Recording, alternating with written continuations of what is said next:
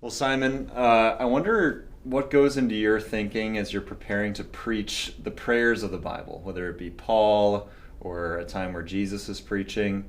What if, in your times preaching those parts of Scripture, what goes into your thinking? What do you like to keep in mind? I think if I was planning a series in the prayers of the Bible, I would be thinking some from the Old Testament and some from the New Testament.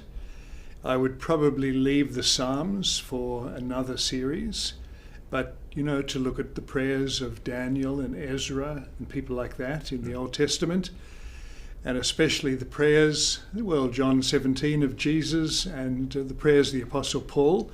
I would be working on a balanced series, so prayers that had to do with praise and confession. And then in the New Testament, the genius behind the Apostle Paul's prayers.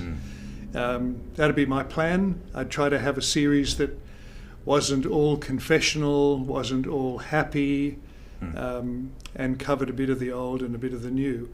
And then obviously, if you're going to look at the text well, you'll be doing the context well, and then you'll be wanting to make sure that people don't fall into moralism with the prayers and just say something like, these guys prayed really well, why don't you pray really well? I think it would be good to see that these were probably spirit-led prayers, and we should take heart and learn without being cast down. And what's particularly problematic about the "look how well Paul prayed, go and do likewise" approach?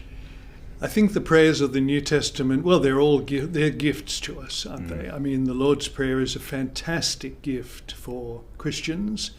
I think it was Lloyd Jones who said that if you pray the Lord's Prayer, you really covered everything. And if you do that even in a minute carefully, you've prayed well. So it's a great gift. The prayer of Jesus in John 17, I think we should especially see that what he has done in praying is spectacularly wonderful. Therefore, we should rejoice in his prayer. But then when it comes to the prayers of the Apostle Paul, I've often said that they appear to be like a can of spaghetti. They just go all over the place. But if you work hard at the prayers, you will see that they have a sequence and a logic and a beauty and a brilliance about them. So, the prayer of Colossians 1 is where Paul prays that people will know the will of God and do it, lead lives worthy of him, fully pleasing to him, bearing fruit in every good work, increasing in the knowledge of God, persevering with all patience and endurance, and full of thanksgiving. Now, that's a very wonderful prayer, and I've sometimes reduced it to the KFC, which is to know the will of God and do it, to have fortitude, which is perseverance, endurance, and to be cheerful or thankful, and therefore not just dutiful and ponderous.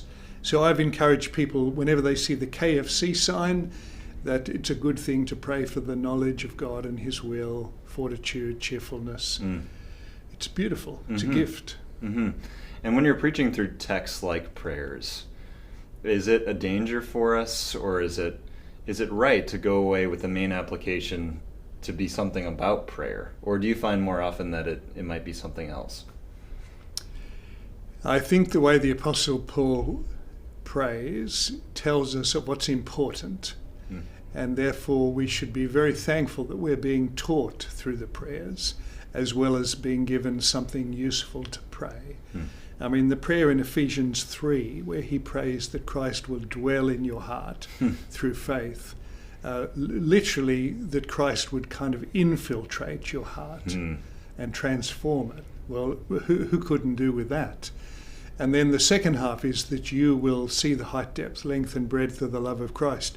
And therefore there's a sense in which you will infiltrate his heart. So it's a double prayer that he will infiltrate your heart, you'll infiltrate his heart. He will infiltrate your heart by transforming you.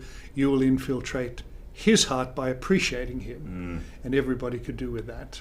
So it's a teaching, and it's a gift, and it's a priority. And I think he says somewhere in there, let the peace of Christ rule in your hearts. Is that right? In Ephesians, I think that might be, or Colossians, the peace of Christ rule in your heart. Yes, yeah, that sounds familiar. I pray that those who endeavor to preach the prayers would have the peace of Christ rule in their hearts. Yeah, yeah. That's great. We do want people to go home from these sermons on prayers deeply thankful, not just unhappy. Amen. Amen. That's a help.